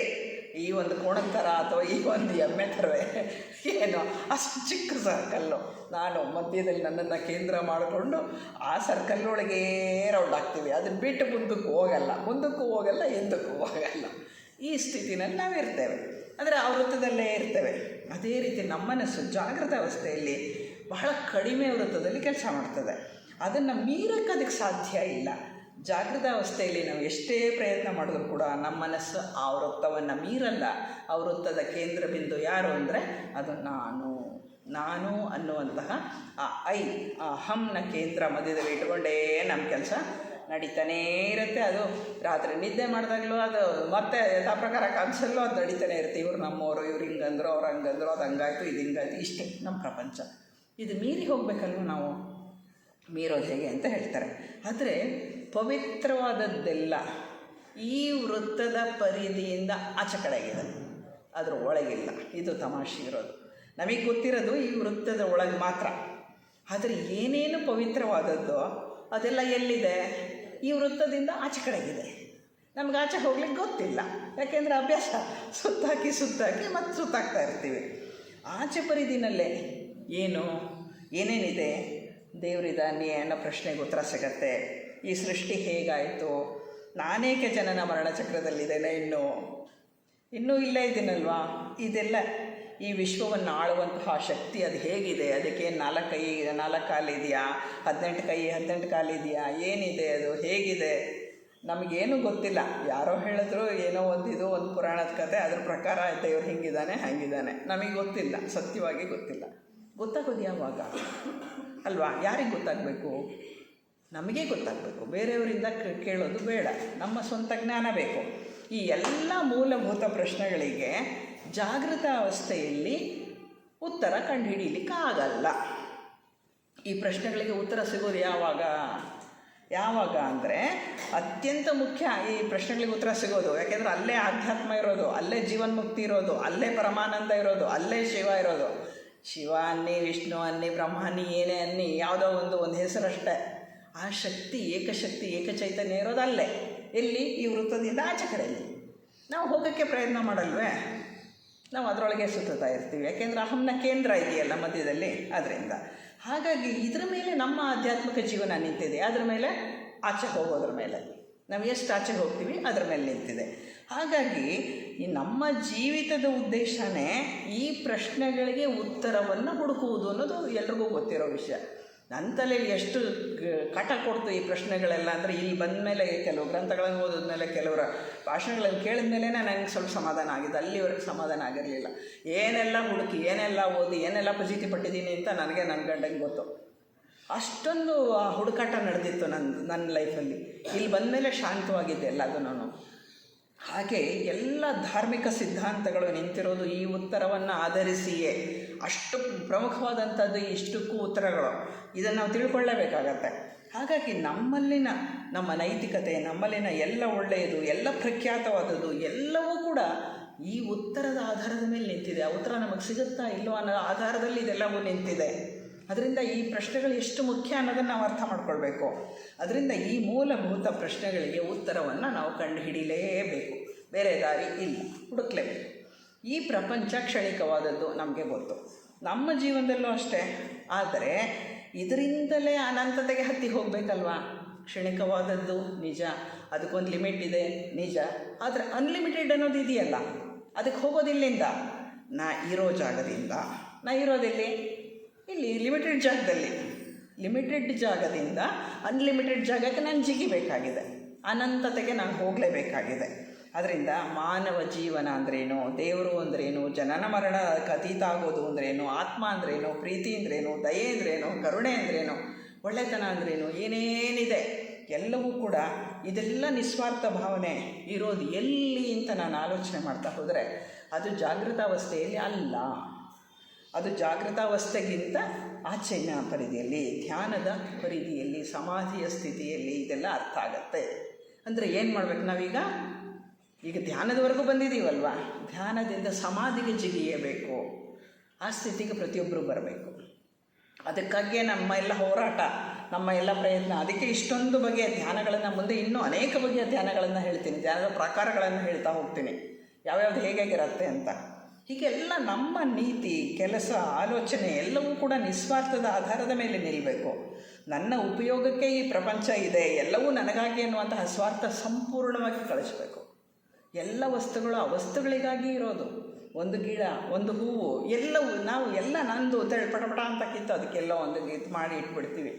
ಎಷ್ಟು ಅದನ್ನು ಮುರಿಬೇಕಾದ್ರೆ ಎಷ್ಟು ಒಂಥರ ಅನಿಸುತ್ತೆ ಅಂದರೆ, ಅಯ್ಯೋ ಕೀಳ್ತಾ ಇದ್ದೀನಲ್ವ ನಾನು ಅನಿಸುತ್ತೆ. ಕೇಳೋದು ಬೇಕಾಗಿಲ್ಲ, ಅಷ್ಟೆಲ್ಲ ಯೋಚನೆ ಮಾಡಬೇಕಾಗತ್ತೆ, ಅಷ್ಟು ಸೂಕ್ಷ್ಮವಾಗಿ ಹೋಗಬೇಕಾಗತ್ತೆ ನಾವು. ಹಾಗಾಗಿ ಸ್ವಾರ್ಥದ ಆಲೋಚನೆ ಉಳ್ಳವರಿಗೆ ಧ್ಯಾನವಾಗಲಿ ಸಮಾಧಿಯಾಗಲಿ ಸಾಧ್ಯ ಇಲ್ಲ. ಯಾಕೆಂದರೆ ಸ್ವಾರ್ಥವನ್ನು ಮೀರಿದ ಸ್ಥಿತಿಯಲ್ಲಿ ಇದೆಲ್ಲ ಸಿಗುವಂಥದ್ದು. ಈ ಪ್ರಪಂಚ ಅನ್ನೋದು ಅನಂತ ಸಾಗರದ ಒಂದು ಬಿಂದು ಮಾತ್ರ. ಈ ಜ್ಞಾನವೆಲ್ಲ ಸಾಗರದ ಬಿಂದುನೇ ಆಗಿದೆ. ಅದನ್ನು ನಮ್ಮ ಅಂತರಂಗದಲ್ಲೇ ಪಡ್ಕೊಳ್ಬೇಕೇ ಹೊರತು ಬೇರೆ ದಾರಿ ಇಲ್ಲ. ಎಲ್ಲೋ ಇದೆ, ಕೈಲಾಸದಲ್ಲಿದೆ, ಕೈಲಾಸನೂ ನೋಡ್ಕೊಂಡು ಬಂದ್ವಿ ಹೋಗಿ. ಸಿಗ್ತಾ ನನಗೆ ಜ್ಞಾನ. ಆ ಓಂಕಾರದ ಅನುರಣನದಲ್ಲಿ ಏನೇನಿತ್ತು, ಏನೇನು ಆಯಿತು, ಎಲ್ಲವೂ ಆಯಿತು ಅಷ್ಟೇ. ಎಲ್ಲವನ್ನು ಇದು ಅನುಭವಿಸ್ತು, ಹಾಗೆ ವಾಪಸ್ ಬಂದು, ಅದು ಬೇರೆ ವಿಷಯ. ಹಾಗಾಗಿ ನಮ್ಮ ಅಂತರಂಗದಲ್ಲೇ ಇವೆಲ್ಲವನ್ನು ಪಡ್ಕೊಳ್ಬೇಕು. ಎಲ್ಲವೂ ಕೂಡ ನಮ್ಮ ಒಳಗೆ ಇದೆ ಅನ್ನೋದನ್ನು ನಾವು ಅರ್ಥ ಮಾಡ್ಕೊಳ್ಬೇಕಾ. ಅದಕ್ಕಾಗಿ ನಮ್ಮ ಜಾಗೃತಾವಸ್ಥೆಯ ಆಲೋಚನೆಯ ಪರಿಧಿಯನ್ನು ಮೀರಿ ನಾವು ಮೇಲೆ ಹೋಗಲೇಬೇಕು. ಈ ಆಲೋಚನೆಯನ್ನು ಮೀರಿ ಅದರಿಂದ ಮುಂದಕ್ಕೆ ಹೋಗೋಣ. ಅತ್ಯಂತ ವೈಜ್ಞಾನಿಕವಾದದ್ದು ರಾಜಯೋಗ ಸುಮ್ಮನೆ ಕೊಟ್ಟಿರೋದಲ್ಲ, ಅತ್ಯಂತ ವೈಜ್ಞಾನಿಕವಾಗಿಯೇ ಕೊಟ್ಟಿದ್ದಾರೆ. ಅದಕ್ಕೆ ಇಲ್ಲಿಂದ ಯಮನಿಯಮದಿಂದ ಪ್ರಾರಂಭ ಮಾಡ್ತಾ ಹೋಗ್ತಾರೆ. ಯಾವ್ಯಾವ ರೀತಿಯಲ್ಲಿ ನಿಮ್ಮ ಮನಸ್ಸನ್ನು ಒಂದು ಹದಕ್ಕೆ ತರ್ತೀರಾ, ಯೋಚನೆಯ ಪರಿಧಿಗೆ ತರ್ತೀರಾ, ಆಮೇಲೆ ಅಲ್ಲಿಂದ ಮುಂದಕ್ಕೆ ಹೋಗಲಿಕ್ಕೆ ಸಾಧ್ಯ ಅಂತ ಹೇಳ್ತಾರೆ. ಹಾಗಾಗಿ ಅದನ್ನು ನಿಧಾನವಾಗಿ ಅಭ್ಯಾಸ ಮಾಡಬೇಕು. ಒಮ್ಮೆಲೆ ಮನಸ್ಸನ್ನು ತುಂಬ ಇದರಿಂದ ವೈಲೆಂಟಾಗಿ ಅದನ್ನು ಹಿಡೀಲಿಕ್ಕೆ ಹೋಗಬಾರದು.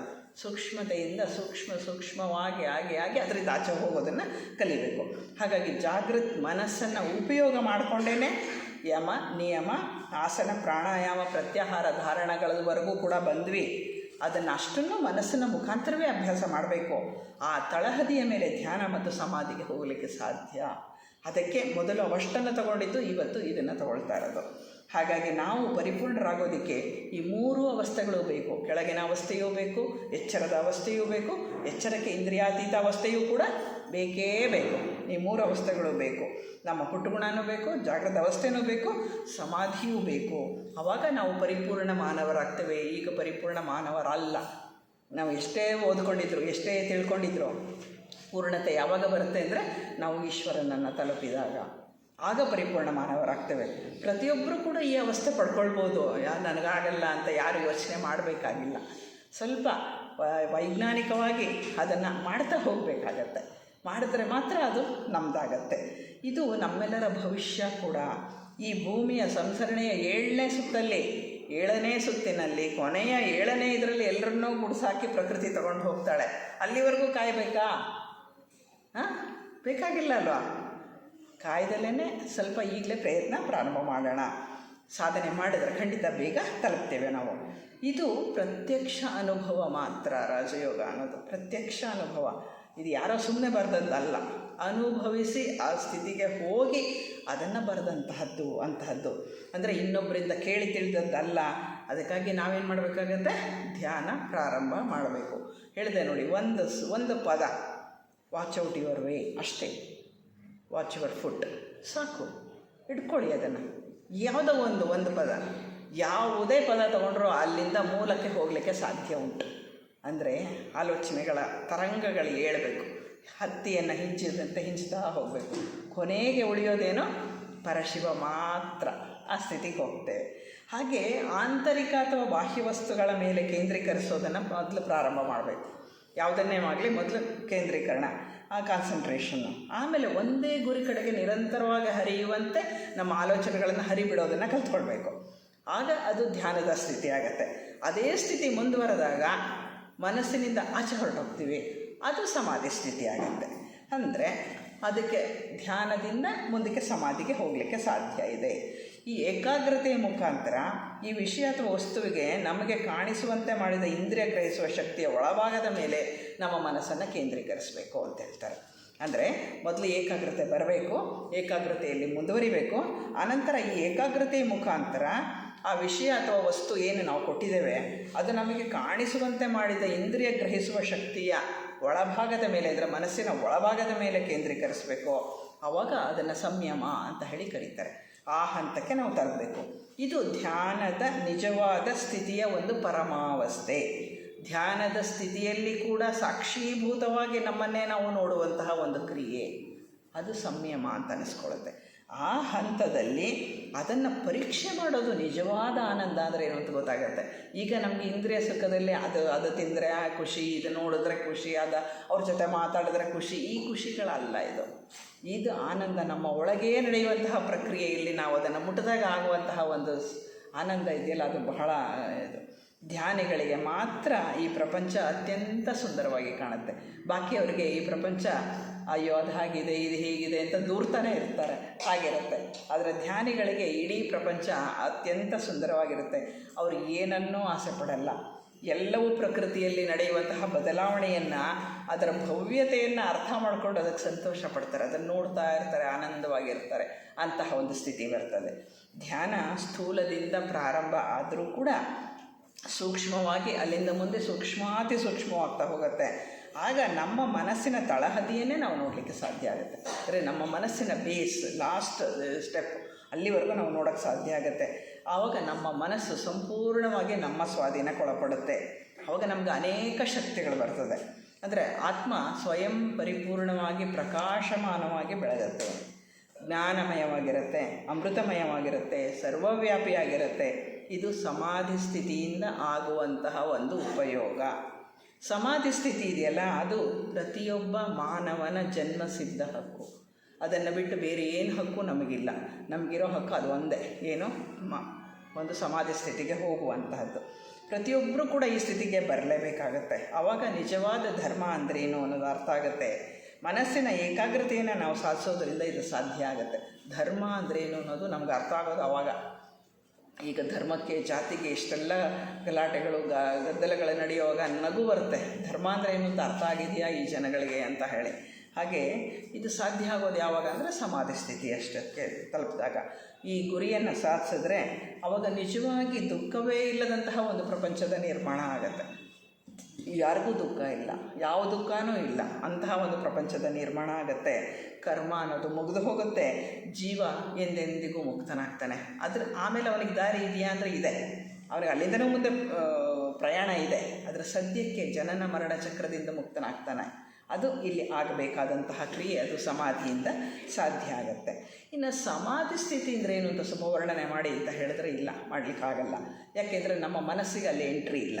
ಅದು ಜಾಗೃತ ಮನಸ್ಸಿಗೆ ಪ್ರವೇಶ ಇಲ್ಲದೆ ಇರುವಂತಹ ಒಂದು ಪರಿಸರ.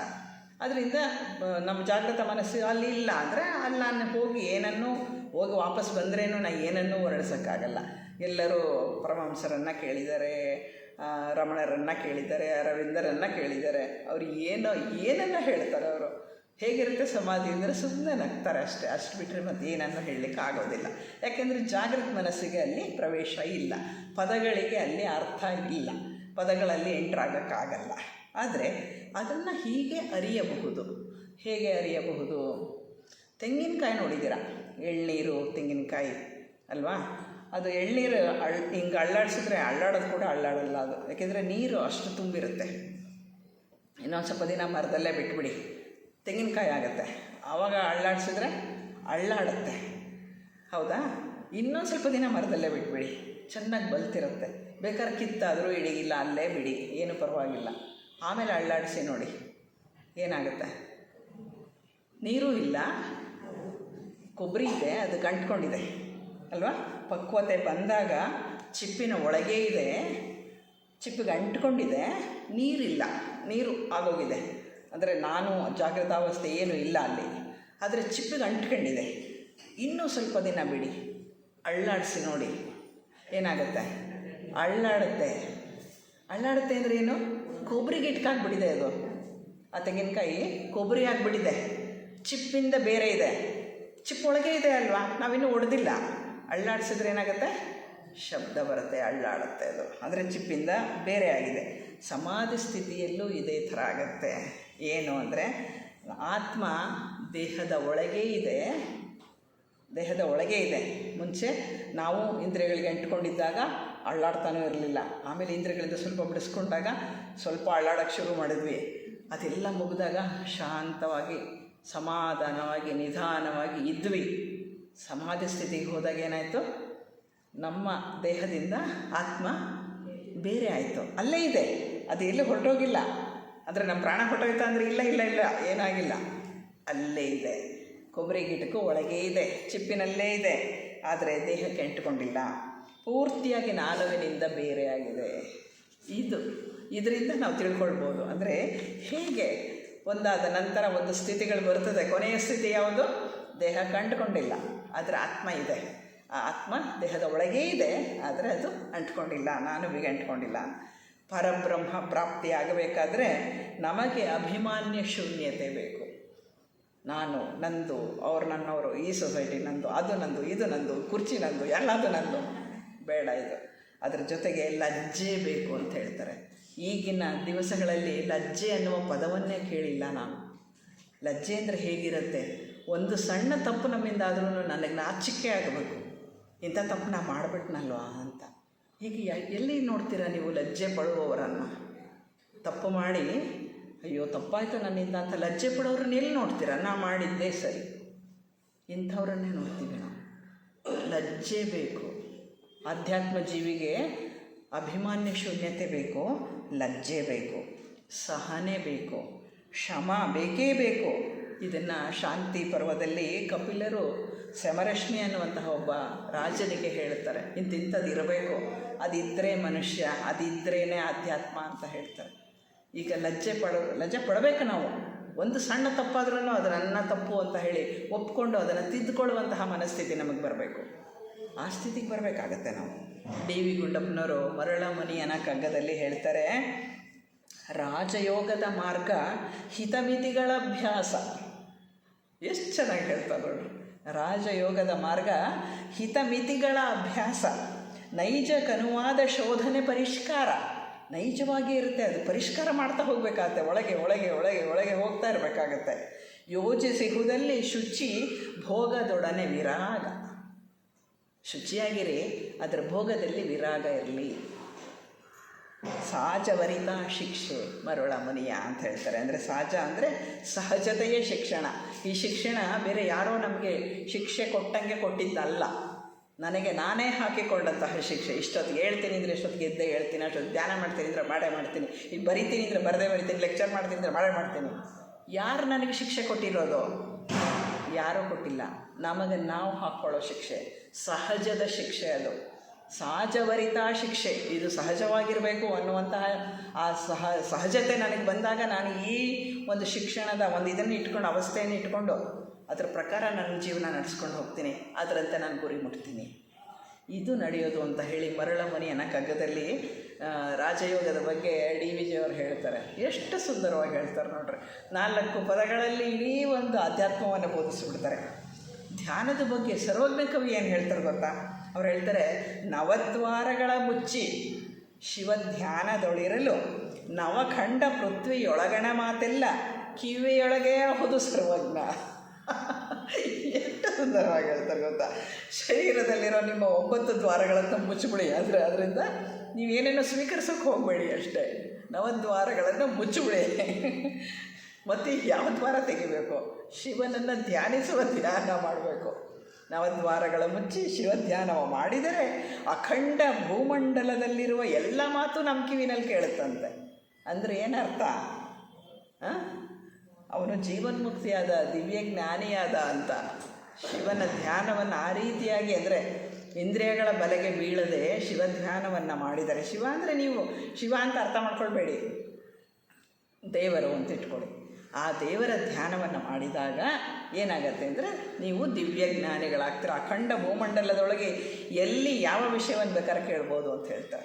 ಈಗಲೂ ಹೇಳ್ತಾರಲ್ಲ, ಇದನ್ನು ಗೀತೆನ ಕೃಷ್ಣ ಅರ್ಜುನನಿಗೆ ಬೋಧಿಸಿದ ಅಂತ ಹೇಳ್ತಾರಲ್ಲ, ಈಗ ಕೂಡ ನಾವು ಅಲ್ಲಿಗೆ ಕರೆಕ್ಟಾಗಿ ಟ್ಯೂನ್ ಮಾಡಿದರೆ ಕಳಿಸ್ಕೋಬಹುದು ಅಂತ ಹೇಳ್ತಾರೆ. ಆಕಾಶಿಕ್ ರೆಕಾರ್ಡ್ಸಲ್ಲಿ ಎಲ್ಲವೂ ಉಂಟು, ಅದನ್ನು ಕೇಳಲಿಕ್ಕೆ ಸಾಧ್ಯ ಇದೆ ಅಂತ ಹೇಳ್ತಾರೆ. ಅದರ ಆ ಸ್ಥಿತಿಗೆ ನಾವು ಹೋಗಬೇಕಾಗತ್ತೆ, ಅದರ ಪ್ರಯತ್ನ ಪಟ್ಟು ಹೋಗಬೇಕಾಗತ್ತೆ. ಇದು ರಾಜಯೋಗಿಯಾದಂತಹವನ ಸ್ಥಿತಿ. ಅವನು ಎಲ್ಲವನ್ನ ಮೀರಿ ಏಕಚೈತನ್ಯದಲ್ಲಿ ಲೀನವಾಗಿ ಆನಂದ ಅನುಭವಿಸ್ತಾ ಇದ್ದರೂ ಕೂಡ ಈ ಪ್ರಪಂಚದಲ್ಲಿ ಎಲ್ಲರಿಗೂ ಒಳಿತನ್ನೇ ಮಾಡುವ ಶ್ರೇಷ್ಠ ಜೀವಿಯಾಗಿ ಬಾಳನ್ನು ನಡೆಸ್ತಾನೆ, ಎಲ್ರಿಗೂ ದಾರಿದೀಪ ಆಗ್ತಾನೆ. ಅದು ರಾಜಯೋಗದ ಒಂದು, ರಾಜಯೋಗಿಯ ಒಂದು ಮಹತ್ವ ಅಂತ ಹೇಳ್ತೀನಿ. ಇನ್ನು ಧ್ಯಾನಕ್ಕೆ 1-2 ಸಲಹೆಗಳನ್ನು ಕೊಡಬೇಕಲ್ವ. ಇದುವರೆಗೂ ನಾನು ಹೇಳಿದೆ ಎಲ್ಲ, ಧ್ಯಾನ ಅಂದ್ರೇನು, ಸಮಾಧಿ ಅಂದ್ರೇನು, ಎಲ್ಲ ವಿಷಯಗಳನ್ನು ಹೇಳಿದೆ. ಆದರೆ ಧ್ಯಾನಕ್ಕೆ ಕೆಲವು 1-2 ವಿಷಯಗಳನ್ನು ನಿಮಗೆ ಕೊಡ್ತೀನಿ. ಅದನ್ನು ಕುರಿತು ಸಂಜೆ ಯೋಚನೆ ಮಾಡಿ ನೋಡಿ, ಈ ರೀತಿ ಧ್ಯಾನ ಮಾಡಬಹುದಾ ಅಂತ. ಆಮೇಲೆ ಅದನ್ನು ಇದು ಮಾಡಿ. 1ನೇ ವಿಧಾನ, ನಮ್ಮ ತಲೆ ಮೇಲೆ ಕೆಲವು ಅಂಗುಲ ಎತ್ತರ, 1-2-3 ಅಂಗುಲ ಎತ್ತರದಲ್ಲಿ ಒಂದು ಕಮಲದ ಹೂವನ್ನು ಕಲ್ಪನೆ ಮಾಡ್ಕೊಳ್ಳಿ. ಒಂದು ಲೋಟಸ್ ಫ್ಲವರ್, ಕಮಲದ ಹೂವು, ಅದನ್ನು ಕಲ್ಪನೆ ಮಾಡ್ಕೊಳ್ಳಿ. ಕಮಲದ ಹೂವು ಯೋಗ ಸಿದ್ಧಿಯ ಸಂಕೇತ. ಅಂದರೆ ಸಹಸ್ರಾರ ಚಕ್ರ ಓಪನ್ ಅಪ್ ಆದಾಗ ಸಹಸ್ರದಳ ಕಮಲ ನಮ್ಮ ತಲೆಯಲ್ಲೇ, ಅಂದರೆ ಇಲ್ಲೇ ಬರುತ್ತೆ ಅಲ್ವಾ? ಅದಾಗಿದೆ ಅಂತ ಹೇಳಿ ಅಂದ್ಕೊಳ್ಳೋಣ. ಆದರೆ ಧ್ಯಾನಕ್ಕೆ ಕುಳಿತಾಗ ಅದರ ಮೇಲೆ ಒಂದು ಕಮಲದ ಹೂವಿದೆ ಅಂತ ಹೇಳಿ ಯೋಚನೆ ಮಾಡೋಣ. ಈ ಕಮಲದ ಕೇಂದ್ರ ಇದೆಯಲ್ಲ, ಕೇಂದ್ರಬಿಂದು, ಅದು ಶೀಲ ಸಂಪತ್ತು. ನಮ್ಮೆಲ್ಲ ಶೀಲ, ನಾವೇನನ್ನು ಗಳಿಸ್ಕೊಂಡಿದ್ದೇವೆ ಶೀಲ, ಅದು ಆ ಕೇಂದ್ರ. ಕಮಲದ ದಂಟು, ಇಲ್ಲಿಂದ ಹೊರಟು ದಂಟಿದೆ ಅಲ್ವಾ, ಅಷ್ಟುದ್ದದ ದಂಟು ಜ್ಞಾನದ ಸಂಕೇತ. ಕಮಲ ದಳಗಳಿದೆಯಲ್ಲ, ಅಷ್ಟದಳಗಳ ಕಮಲ, ಅದು ಅಷ್ಟದಳನೇ ಸಾಮಾನ್ಯವಾಗಿ 8 ದಳಗಳನ್ನೇ ಇದು ಮಾಡ್ಕೊಳ್ಳೋದು. ಆ 8 ದಳಗಳು ಅಷ್ಟಸಿದ್ಧಿಗಳ ಸಂಕೇತ. ನಮಗೇನೇನು ಸಿದ್ಧಿ ಬರಬಹುದು, ಅಷ್ಟಸಿದ್ಧಿಗಳು, ಅಣಿಮ, ಮಹಿಮ, ಗರಿಮ, ಪ್ರಾಕಾಮ್ಯ, ಅದೆಲ್ಲ ಸಿದ್ಧಿಗಳು ಬರುತ್ತಲ್ಲ, ಆ ಸಿದ್ಧಿಗಳು ಈ 8 ದಳಗಳಲ್ಲಿ. ಕಮಲದ ಒಳಗಿನ ಕೇಸರಗಳಿರುತ್ತಲ್ಲ, ಆ ಕೇಸರಗಳು ತೀವ್ರವಾದ ತ್ಯಾಗದ ಸಂಕೇತ. ಯಾವುದು ಬೇಡ ಅಂತ, ಅಂದರೆ ಈ ದಳಗಳನ್ನು ನಿರಾಕರಿಸುವಂತಹ ಶಕ್ತಿ, ಅದು ಆ ಕೇಸರ. ಅಂದರೆ ದಳಗಳು ಬೇಡ ನನಗೆ ಅಂತ, ದಳಗಳೇನು, ಅಷ್ಟಸಿದ್ಧಿ ಬಂದಿದೆ, ಇರಲಿ, ಅದರ ಪಡೆಗದಿರಲಿ, ನಾನು ಅದನ್ನು ಉಪಯೋಗಿಸೋದಿಲ್ಲ. ಆ ತೀವ್ರವಾದಂತಹದ್ದು ಇದು. ಆ ಕೇಸರದ ಒಳಗೆ ಸ್ವಯಂ ಜ್ಯೋತಿಯಿಂದ ಪ್ರಕಾಶಿಸುತ್ತಿರುವ ಸರ್ವಶಕ್ತನಾದ ಸರ್ವವ್ಯಾಪಿಯಾದ ದೇವರನ್ನು ಓಂಕಾರ ರೂಪದಲ್ಲಿ ಪ್ರತಿಷ್ಠಾಪನೆ ಮಾಡ್ಕೊಳ್ಳಿ ತಲೆಯ ಮೇಲೆ. ಆ ಓಂಕಾರದಲ್ಲಿ ಮನಸ್ಸನ್ನು ಇಟ್ಟು ಧ್ಯಾನ ಮಾಡಬೇಕು. ಇದು 1ನೇ ವಿಧಾನ. ನೋಡಿ, ಒಂದು ಮನೆಗೆ ಹೋದ ನಂತರ ಕುಳಿತು ಯೋಚನೆ ಮಾಡಿ, ಅದರ ಬಗ್ಗೆ ಆಲೋಚನೆ ಮಾಡಿ, ನಿಮ್ಮ ಮನಸ್ಸಿಗೆ ನಿಮಗೆ ಅದು ಸೂಕ್ತವಾಗಿದೆ ಅಂತ ಕಂಡ್ರೆ ನೀವು ಅದನ್ನು ಅಡಾಪ್ಟ್ ಮಾಡ್ಕೊಳ್ಬೋದು. ಇನ್ನೂ ಒಂದು ವಿಧಾನ ಹೇಳ್ಕೊಡ್ತೀನಿ. ಇನ್ನೊಂದು ವಿಧಾನದಲ್ಲಿ ಏನು ಹೇಳ್ತಾರೆ ಅಂದರೆ, ನಮ್ಮ ಹೃದಯದಲ್ಲಿ, ಹೃದಯ ಅಂದರೆ ಇದು ರಕ್ತವನ್ನು ಪಂಪ್ ಮಾಡುವ ಹೃದಯ ಅಲ್ಲ, ಆಧ್ಯಾತ್ಮ ಹೃದಯ ಮನುಷ್ಯನ ಈ ಸೆಂಟರ್, ಎದೆಯ ಮಧ್ಯಭಾಗದಲ್ಲಿ ಬರೀ ಇಷ್ಟೇ ಅಂಗುಲ ಗಾತ್ರದಲ್ಲಿ ಮಾತ್ರ ಇರ್ತದದು. ಆ ಹೃದಯದಲ್ಲಿ ಒಂದು ಆಕಾಶವನ್ನು ಕಲ್ಪನೆ ಮಾಡ್ಕೊಳ್ಳೋದು. ಇಷ್ಟಗಲದಲ್ಲಿ ಹೆಂಗ್ರಿ ಆಕಾಶ ಕಲ್ಪನೆ ಮಾಡ್ಕೊಳ್ಳೋದು ಅಂದರೆ ಮಾಡ್ಕೊಳ್ಬಹುದು. ಒಂದು ಪಾಯಿಂಟಲ್ಲಿ ಆಕಾಶವನ್ನು ಕಲ್ಪನೆ ಮಾಡ್ಕೊಳ್ಬೋದು. ಮೊನ್ನೆ ಯಾವುದೋ ಒಂದು ಹಿಲ್ ಸ್ಟೇಷನ್ಗೆ ಹೋಗಿದ್ವಿ ನಾವು. ಅಲ್ಲ, ಅದು ಹೇಗಿರುತ್ತೆ ಆಕಾಶದ ಇದು ಅನ್ನೋಕ್ಕೆ ಒಂದು ಭೂಮಿಯ ಭೂಮತ್ವ ಅಂತ ಹೇಳ್ತಾರಲ್ಲ, ಅದು ಹೇಗೆ ಕಾಣಿಸುತ್ತೆ ಅಂತ ಒಂದು ಹಿಲ್ ಸ್ಟೇಷನ್ಗೆ ಹೋಗಿದ್ವಿ. ರಾತ್ರಿ ಕತ್ಲಾಯಿತು, ನಾವು ರೂಮಲ್ಲಿ ಇದ್ವಿ. ಬೆಳಗ್ಗೆ ಮಾಮೂಲು ನಂಗೆ 5 ಗಂಟೆಗೆ ಎಚ್ಚರ ಆಯಿತು. ಎದ್ದುಬಿಟ್ಟು ಏನಿದೆ ನೋಡೋಣ ಬಾಲ್ಕನಿ ಅಂತ ಹೇಳಿ ಬಾಲ್ಕನಿ ತೆಗೆದ್ರೆ ಏನು ವೈಭವ ಆಗುತ್ತಾ, ಅಯ್ಯೋ ಉದ್ದಕ್ಕೂ ಬರೀ ಇಲ್ಲ ಕಂದರ, ಇಲ್ಲ ಪರ್ವತ, ಇದು ವೆಸ್ಟರ್ನ್ ಘಾಟ್ಸು, ಇದು ಎಲ್ಲ ಬಿಳಿಗಿರಿ ರಂಗನ ಬೆಟ್ಟ, ಅದಂತೆ ಇದಂತೆ ಎಲ್ಲ ಇದೆ. ಎಲ್ಲಿವರೆಗೆ ಕಣ್ಣು ಹಾಯಿಸೋವರೆಗೂ ಅದೇ ಕಾಣಿಸ್ತಾ ಇದೆ. ಅಂದರೆ ಒಂದು ಪಾಯಿಂಟ್, ನಾವು ನಿಂತಿರೋದು ಬರೀ ಆ ಬಾಲ್ಕನಿಯ ಒಂದು ಪಾಯಿಂಟು. ಆ ಪಾಯಿಂಟಿಂದ ಸಿಕ್ಕಂತಹ ವೈಭವದ ದೃಶ್ಯ ನೋಡಬೇಕು. ಎಲ್ಲ ಕಡೆ ಹಿಮ ಮುಚ್ಚಿದೆ. ಆ ಹಿಮದ ಮಧ್ಯದಲ್ಲೂ ಅದು ಆ ನೀಲ ಹಸಿರು ಬೆಟ್ಟಗಳು, ಇದು ಹೂಗಳು ಎಲ್ಲ ಕಾಣಿಸ್ತಾ ಇದೆ. ಅಂದರೆ ಒಂದು ನಮ್ಮ ನೋಟ ಒಂದು ಕಡೆಯಿಂದ ವ್ಯೋಮಕ್ಕೆ ಹೋಗಬಹುದು, ಆಕಾಶದ ಕಡೆಗೆ ಹೋಗಬಹುದು, ಅನಂತತೆಯ ಕಡೆಗೆ ಹೋಗಬಹುದು. ಒಂದು ಸಣ್ಣ ಒಂದು ಉದಾಹರಣೆ ಅಷ್ಟೇ. ನೋಡಿದಲ್ಲೆಲ್ಲ ಅದೇ. ಅಂತಹ ಒಂದು ಸ್ಥಿತಿಗೆ ಬಂದರೆ ಇನ್ನು ಹೃದಯದಲ್ಲಿ ಆಕಾಶ ಕಾಣಲಿಕ್ಕೆ ಸಾಧ್ಯ ಇಲ್ವಾ? ಸಾಧ್ಯ ಇದೆ. ಹಾಗೆ ಅದರ ಮಧ್ಯೆ, ಆಕಾಶದ ಮಧ್ಯದಲ್ಲಿ ಒಂದು ಜ್ಯೋತಿ ಉರಿತಾ ಇದೆ ಅಂತ ಕಲ್ಪನೆ ಮಾಡ್ಕೊಳ್ಬೇಕು. ಆ ಜ್ಯೋತಿಯೇ ನಮ್ಮ ಆತ್ಮ, ಬೇರೆ ಯಾವುದು ಜ್ಯೋತಿ ಉರಿಯಲ್ಲ, ಅಲ್ಲಿ ಆತ್ಮ. ಈ ಜ್ಯೋತಿಯೊಳಗೆ ಮತ್ತೊಂದು ಪ್ರಕಾಶಮಾನವಾದಂತಹ ಜ್ಯೋತಿ ಇದೆ. ಅದು ನಮ್ಮ ಆತ್ಮದ ಆತ್ಮವಾದಂತಹ ದೇವರು ಸೆಂಟ್ರಲ್ಲಿದ್ದಾನೆ. ಅದರ ಸುತ್ತ ಜ್ಯೋತಿನೂ ಇದೆ. ಆ ಜ್ಯೋತಿ ನಾನು, ಅವನು ಮಧ್ಯದಲ್ಲಿದ್ದಾನೆ ಅಂತ ಹೇಳಿ ನಮ್ಮ ಆತ್ಮಕ್ಕೆ ಆತ್ಮವಾದಂತಹ ದೇವರ ಮೇಲೆ ಧ್ಯಾನವನ್ನು ಮಾಡಬೇಕು. ಇದರಲ್ಲಿ ಈ 2 ಹೇಳಿದ್ದೀನಿ. ಒಂದು ಕಮಲದ ಹೂವನ್ನು ಮಾಡ್ಕೊಳ್ಳೋದು, ಇನ್ನೊಂದು ನಿಮ್ಮ ಹೃದಯ ಆಕಾಶದಲ್ಲಿ ಜ್ಯೋತಿಯನ್ನು, ಅಂದರೆ ಪರಮಾತ್ಮನನ್ನು ನಾವು ಧ್ಯಾನಿಸ್ಕೊಂಡು ಮಾಡೋದು. 2ರಲ್ಲಿ ಯಾವುದು ಸೂಕ್ತನ ಅದನ್ನು ಅಳವಡಿಸ್ಕೊಳ್ಳಿ. ಸಂಜೆ ಹೊತ್ತು ಕೂಡ ಧ್ಯಾನ ಮಾಡ್ಬೋದು. ಸಂಜೆ ಇದ್ರೆ ಸಂಧ್ಯಾ ಕಾಲ ಅಂತ ಹೇಳ್ತಾರಲ್ಲ, ಸೂರ್ಯ ಮುಳುಗಿ ಆದ ನಂತರದ ಕಾಲ, ಬೆಳಗ್ಗೆ ಯಾವಾಗ ಬೇಕಾದರೂ ಇದನ್ನೂ ಒಂದು ಪ್ರಯತ್ನ ಮಾಡಿ ನೋಡ್ಬೋದು. ಇದರಿಂದ ಮನಸ್ಸು ಎಷ್ಟು ವಿಶಾಲ ಸ್ಥಿತಿಗೆ ಹೋಗತ್ತೆ ಅಂದರೆ, ನಾವು ಪೂರ್ತಿಯಾಗಿ ನಮ್ಮನ್ನು ನಾವು ಮರೆತು ಮನಸ್ಸಿನ ಪರಿಧಿಯಿಂದ ಮನಸಾತೀತಕ್ಕೆ ಹೋಗಲಿಕ್ಕೆ ಸಾಧ್ಯ ಆಗತ್ತೆ. ಅದನ್ನು ನಾನು ಪ್ರಯತ್ನ ಕೂಡ ಮಾಡಿದ್ದೀನಿ. ಈ 2ಅನ್ನೂ ನಾನು ಉಪಯೋಗಿಸಿದ್ದೇನೆ. ಯಾಕೆಂದರೆ ಬಹಳ ಹಿಂದೆಯೇ ಇವೆಲ್ಲ ಮಾಡಿದಂಥದ್ದು. ಒಂದು ಎಕ್ಸ್ಪೆರಿಮೆಂಟಲ್ಲಾಗಿ ಎಲ್ಲ ಧ್ಯಾನದ ಪ್ರಕಾರಗಳನ್ನು ನೋಡಿ ಅದನ್ನು ಒಂದೊಂದನ್ನು ಮಾಡಿ ಒಂದಷ್ಟು ಕೆಲಸ ಮಾಡಿದ್ದೀನಿ. ಹಾಗಾಗಿ ನಾನು ಹೇಳ್ತಾ ಇದ್ದೇನೆ, ಇದನ್ನು ಮಾಡಲಿಕ್ಕೆ ಸಾಧ್ಯ ಉಂಟು. ಹೀಗೆ ಇಲ್ಲಿಗೆ ರಾಜಯೋಗದ ಒಂದು ಧ್ಯಾನ ಇದರದ್ದು ಮುಕ್ತಾಯ ಆಗ್ತಾಯಿದೆ. ಮುಂದಿನ ತಿಂಗಳಲ್ಲಿ ಭಗವಾನ್ ಬುದ್ಧರು ಬೋಧಿಸಿದಂತಹ ವಿಪಶ್ಯನಾ ಧ್ಯಾನವನ್ನು ಅರ್ಥ ಮಾಡಿಕೊಂಡು ಆಮೇಲೆ ಟಿಬೆಟನ್ ಧ್ಯಾನ, ಕ್ರಿಶ್ಚಿಯನ್ ಮೆಡಿಟೇಷನ್ನು, ಆ ಥರ ಬೇರೆ ಬೇರೆ ಧ್ಯಾನದ ಇದಕ್ಕೆ ನಾವು ಹೋಗೋಣ ಅಂತೆ. ಇಷ್ಟವರೆಗೂ ಎಲ್ಲ ಕೂತು ಕೇಳಿದ್ದಕ್ಕೆ ಅನಂತ ವಂದನೆಗಳು. ಈ ಒಂದು ಅವಕಾಶವನ್ನು ಮಾಡಿಕೊಟ್ಟಂತಹ ಸಿಟಿ ಲಾಡ್ಜಿನವರಿಗೂ ಕೂಡ ಕೃತಜ್ಞತೆಗಳನ್ನು ಅರ್ಪಿಸುತ್ತಾ ಇವತ್ತಿನ ಮಾತು ಮುಗಿಸ್ತೇನೆ. ಏನಾದರೂ ಪ್ರಶ್ನೆ ಇದ್ದರೆ ಕೂಡ ಕೇಳ್ಬೋದು.